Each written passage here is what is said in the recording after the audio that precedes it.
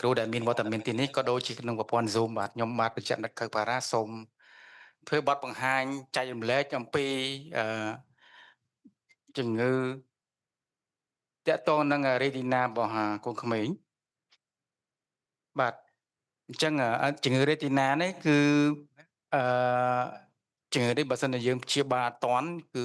គឺមានតែពិការភាពបាទអញ្ចឹងសំខាន់ជាងគេ neonatologist គាត់អាច refer ឬមួយក៏គាត់មានចំណេះដឹងផ្នែក RP នេះគឺជួយបានកាត់បន្ថយការពិការភាពនៅទារកបានច្រើនបាទអញ្ចឹង when to refer premature baby to get RP screening បាទអសំណួរនេះនឹងចុងក្រោយខ្ញុំគិតថាជាក្តោបចុងក្រោយគាត់យើងអាចដឹងថាត្រូវពេលណាទៅបញ្ជូនជំងឺ baby ទៅមើលភ្នែកអញ្ចឹងចុងក្រោយបាទអញ្ចឹងខ្ញុំចូលដល់ overview បន្តិចដោយសារRP គឺជា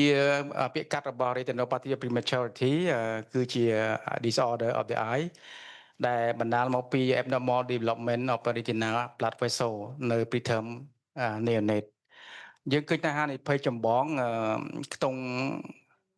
ទារកដែលកាត់ខ្ចីខែបាទខ្ចីខែនិភ័យខ្លាំងណាស់គឺខ្ទង់ក្រោម32អាទិត្យហើយនឹងគីឡូទៀបបាទខ្ចីខែនឹងគីឡូទៀបប៉ុន្តែនៅប្រទេសដែលមានប្រាក់ចំណូលទាបឬមួយមធ្យមអាចទារកខ្ចីខែនឹងអាចរហូតដល់36អាទិត្យឬមួយទម្ងន់នឹងអាចរហូតដល់2000ក្រាមយើងឃើញថា prevalent នៅប្រទេសរីកចម្រើនដូចជាអាមេរិកយើងឃើញថា ORP នេះមាន prevalent 17.9%បាទហើយការទ្វេដងនៅប្រទេសឥណ្ឌា38ទៅ47%ហើយនៅអាស៊ីអាគ្នេយ៍យើងឃើញថានៅហ្វីលីពីនមានខ្ទង់ ranking ពី14ទៅ33%ហើយ RP នេះគឺជាជំងឺដែលខ្លួនឯងបាទជាខ្លួនឯង80%ជាមានតែ20%ត្រូវការព្យាបាលខ្ញុំសូមបង្ហាញពីប្រវត្តិសំខាន់epidemiology សំខាន់3នៅប្រវត្តិសាស្ត្របាទfirst epidemic ទី1គឺកើតឡើងនៅក្នុងឆ្នាំទសវត្សរ៍ទី40ទៅ50នៅប្រទេសដែលមានឧស្សាហកម្មរីកចម្រើនដូចជាអាមេរិកកាលហ្នឹងអាមេរិកអឺរ៉ុបខាងលិចគឺពេលនោះហើយគឺអ្នកជំងឺ RP កើតឡើងដោយសារការប្រើប្រាស់អុកស៊ីហ្សែនវាលើសលប់បាទពេលហ្នឹងហើយគឺមាន epidemic ទារកស្លាប់ច្រើនដោយសារការកាត់បន្ថយដោយសារយើងដឹងថាអុកស៊ីហ្សែនជាមូលហេតុដែលធ្វើឲ្យមាន RP ខ្លាំងអញ្ចឹងកាត់បន្ថយអុកស៊ីហ្សែនពេលណាកាត់បន្ថយទារកស្លាប់ច្រើន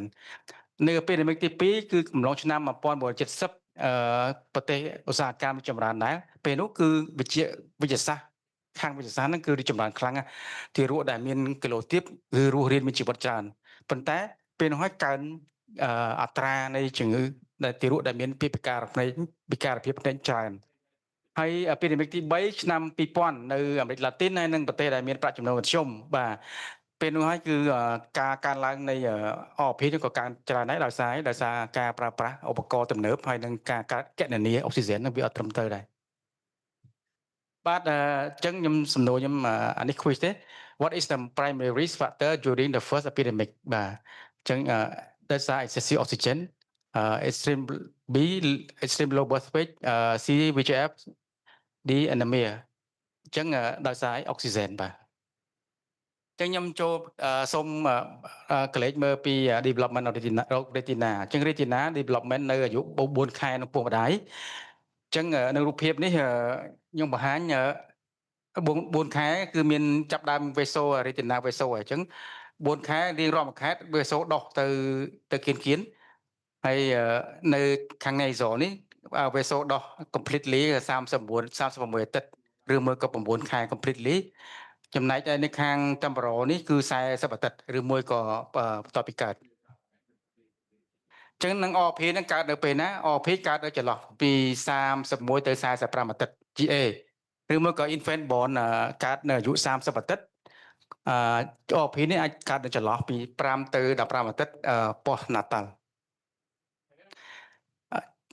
តើហេតុអីបានមាន RP បាទខ្ញុំសូមនិយាយពី mechanism តិចឡើងនេះ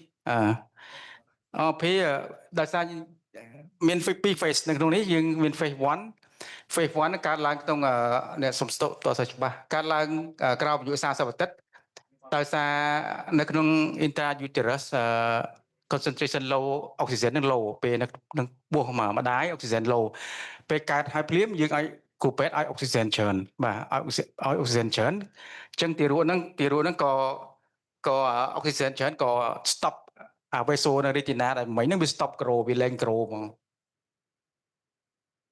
បាទតែពេលអត់ grow ទៅរាងកាយទារកហ្នឹងក៏បញ្ចេញជាតិ VEGF vascular endothelium growth factor បញ្ចេញច្រើនមែនទែនតែបញ្ចេញច្រើនមែនទែនដើម្បីបង្កើតvessel ឲ្យ grow វិញប៉ុន្តែពេល vessel ហ្នឹង grow មកវា poor quality វាគុណភាពខ្សោយអញ្ចឹងអាចទៅជាពេលគុណភាពខ្សោយ vessel ហ្នឹងនឹងបែកនឹងចូលនឹង vitreous body ហើយនឹងធ្វើឲ្យ retina ល្បើកបាទខ្ញុំបង្ហាញ diagram នេះ intrauterus សរសៃឈាមពេល baby កើតមកយើងឲ្យ oxygen ច្រើន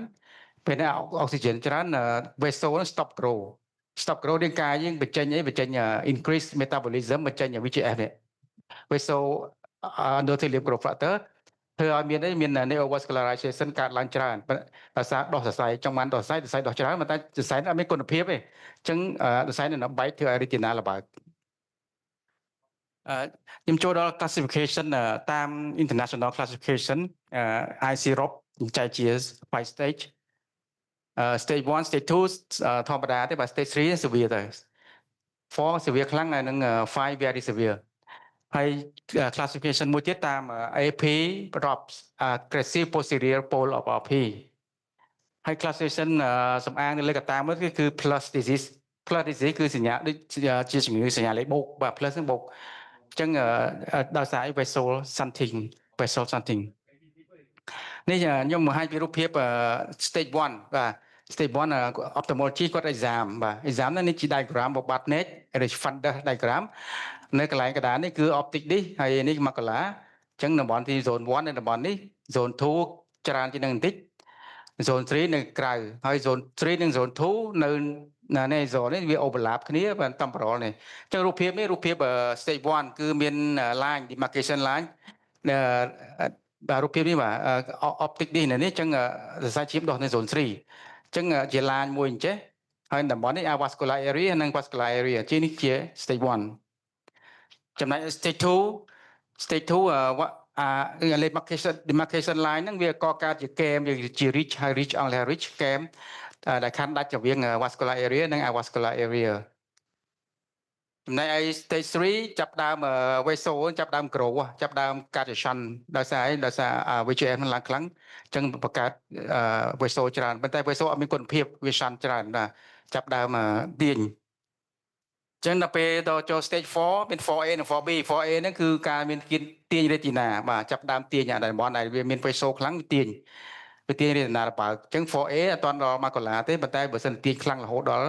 macula នេះគឺ 4B ចំណែក stage 5 គឺ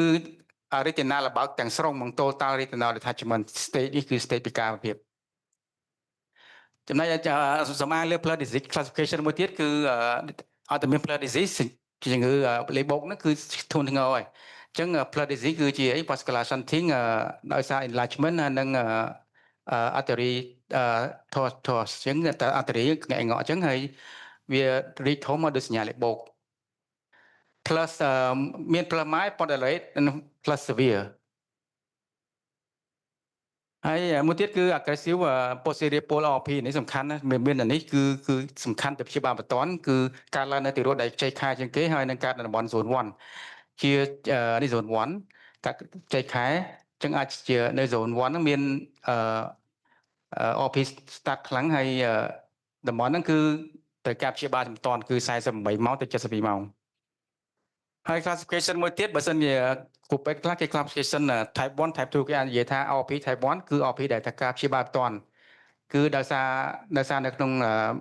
plus disease នៅ any stage មាន plus disease គ្រប់ stage បាទអញ្ចឹងឬមួយក៏ stage 3អត់មាន plus disease ទេអញ្ចឹង stage 3នៅអត់មាន plus disease ឬមួយក៏មាន type 2 អត់ត្រូវការព្យាបាលគ្រាន់តែ observation ទេអញ្ចឹង type 2 no plus disease at zone 1 and zone 2ចូលដល់កន្លែងនេះថា when to screen RP បាទចំណុចសំខាន់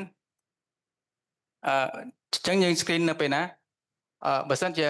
ទីរួចនៅ phase 1 ដូចខ្ញុំនិយាយមិញគឺ phase 1គឺក្រោមប្រាក់30អាទិត្យគឺ phase 1ហើយអញ្ចឹងអត់មានការ screen ទេអញ្ចឹងពី30អាទិត្យទៅត្រូវការ screen ចូល phase 2អញ្ចឹងឬមួយក៏ post natal 5ទៅ15អាទិត្យអញ្ចឹងមើល diagram នេះគឺ phase 1គឺ before 30ហើយ phase 2ពី30អាទិត្យឡើងទៅមួយក៏ rich ជាងគេគឺ RP នេះរៀននៅតំបន់30អាទិត្យទៅ33អាទិត្យហើយ very rich គឺតំបន់34ទៅ31អាទិត្យអញ្ចឹងទីរួចណាដែលត្រូវការ screen មក target មានតាម policy របស់ American Academy of Pediatrics American Academy of Ophthalmology American Academy Pediatric Ophthalmology Society បាទគេចែកជា infant high risk គឺទីរួចដែលមានទម្ងន់ក្រោម1500ក្រាមហើយនឹង GA ពេលកើតនឹង30អាទិត្យក្រោម30អាទិត្យត្រូវការ screen ឬselect infant ទីរួចដែលត្រូវការ select គឺមានទម្ងន់មានអាយុលើសពី30អាទិត្យមានទម្ងន់ពី1500ក្រាមទៅ2000ក្រាម with stable condition clinical ដូចជាមាន ventilation មាន oxygen supply over មាន sepsis ឬមួយក៏មានជំងឺធ្ងន់ធ្ងរ anemia ជាដើមចឹងនេះជា examination របស់ doctor ដើម្បី define ថាមាន stage ណាក៏ទៅ exam បាទ doctor ទៅ rapid baby បន្តតាមពរិជហើយនឹងបាទ exam ទៅក្នុង father បាទអញ្ចឹងគ្រូពេទ្យនឹង define ថាមាន zone ណាបាទ zone 1 zone 2 zone 3 stage ណាហើយនឹងមាន plus disease អត់តមកទៀតទេ exam យើងមាន schedule បាទ schedule បង្កាន់ន័យដែលយើងគ្រូពេទ្យឃើញថាមាននេះខ្ញុំបង្ហាញពីរូបភាព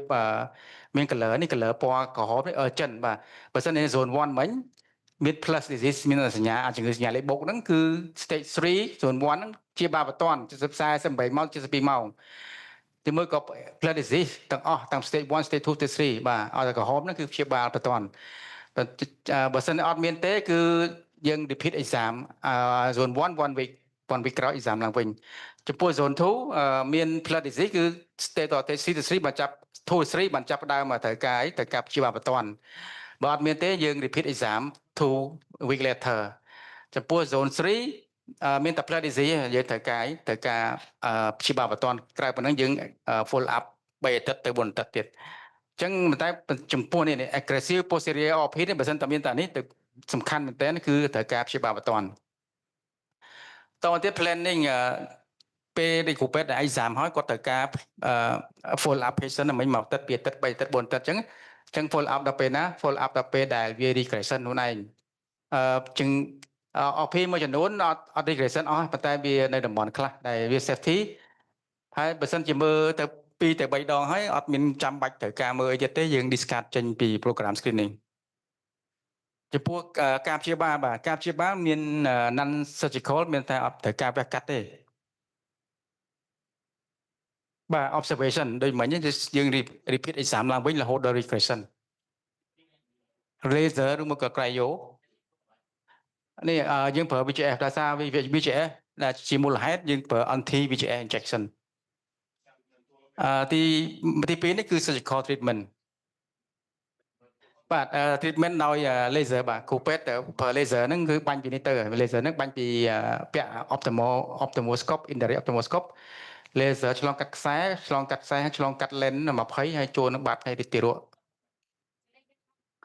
ចឹងនេះជាឧទាហរណ៍ laser បាទជា stage 3 flood disease បាទ flood disease stage 3អញ្ចឹងតំបន់ក្រៅនេះអញ្ចឹង laser នេះបាញ់នៅក្រៅតំបន់នេះជាបាញ់នៅក្រៅតំបន់ avascular អត់មាន vascular ទេបាញ់ហើយ week 1បាទ week 1មានស្នាមអុចខ្លាំងអត់សូវខ្លាំងប៉ុន្មានទេពេល week 1 month later គឺ flat បាទ smile or នេះជាឧទាហរណ៍ទី2បាញ់ laser នេះជាកែវ 20D យើងដាក់ទៅឃើញអញ្ចឹងបាញ់ laser rough spot នេះជា laser scar បន្ទាប់ពីជាសម្លាក laser បន្ទាប់ពីព្យាបាលនេះជាឧទាហរណ៍ stage 3ប៉ុន្តែវាបំរុងលបើក retina អញ្ចឹងគ្រូពេទ្យតែបាញ់នៅលើតំបន់ avascular area ហើយនឹងបាញ់នៅលើ vascular area ដើម្បីទុកកុំឲ្យ retina លបើកនេះតែកាស្ដាំនេះតែកាឆ្វេងមួយទៀតគឺ procedure មួយទៀតគឺ cryotherapy បាទ cryotherapy យើងស្អំត្រជាក់បាទយក nitro oxide យើងស្អំតំបន់ vascular area ហ្នឹងជាបង្កើតជា ice ball ហើយតំបន់ហ្នឹងវានៅ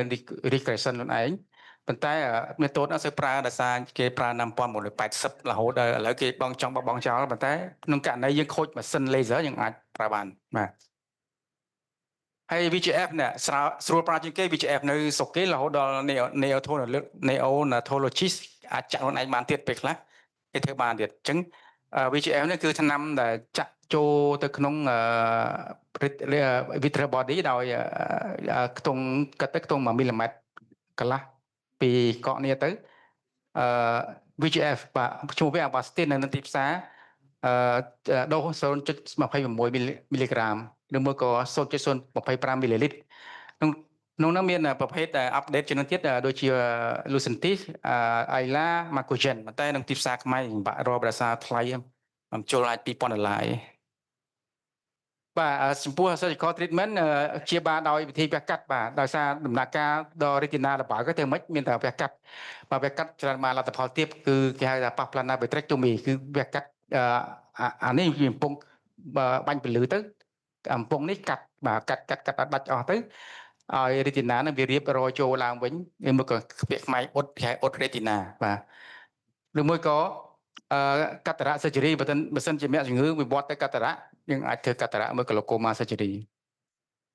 អញ្ចឹងក្រៅពី main risk oxygen ជា main risk ដែល risk មួយចំនួនទៀតមិនមែនតែ oxygen ទេមាន risk មួយចំនួនទៀតទៅធ្វើឲ្យ OP កើនឡើងដែរប៉ុន្តែអត់សូវច្រើនទេអញ្ចឹងដើម្បីកាត់បន្ថយ risk ហ្នឹងគឺកាត់បន្ថយនេះមួយចំនួននេះគឺ point នេះ stand for អីគេនេះ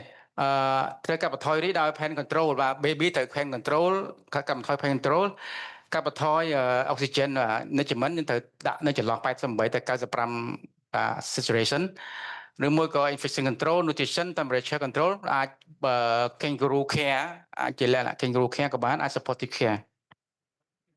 បាទ long term risk ពេលជាបានហើយជាងការនៅ long term risk ទៀតមិនមែនរួចខ្លួនទេបាទអញ្ចឹងក្មេងនេះអាចវិវត្តទៅ wet IOP មាន lazy eye ឬមួយក៏ low vision អាច develop myopia នៅ school age អាចមានកាតារ៉ាមាន glaucoma មាន development delay ជាមួយនឹង impairment vision មាន strabismus មាន nystagmus គេសិក្សាឃើញមានការ correlation រវាង RP ហ្នឹងជាមួយនឹង myopia បាទមញោប myopia និងមញោបអញ្ចឹងពេលណាដែលមាន RP តិចមញោបតិច RP ច្រើនមញោបច្រើន RP ខ្លាំងមញោបខ្លាំងបាទអញ្ចឹងគោលទារកដែលមាន RP អត្រាពាក់បន្តាច្រើនដូចយើងមានជំងឺមួយនៅយើងពាក់រហូតដល់1000ដឺក្រេនៅពេលយើងបាទ sum up អញ្ចឹងនេះហើយចំណុចសំខាន់ថ្ងៃនេះទៅ take home message អញ្ចឹង OP គឺជាកាត់នៅ risky នៅ neonate បាទអញ្ចឹងគីឡូតិចជាងគេគឺ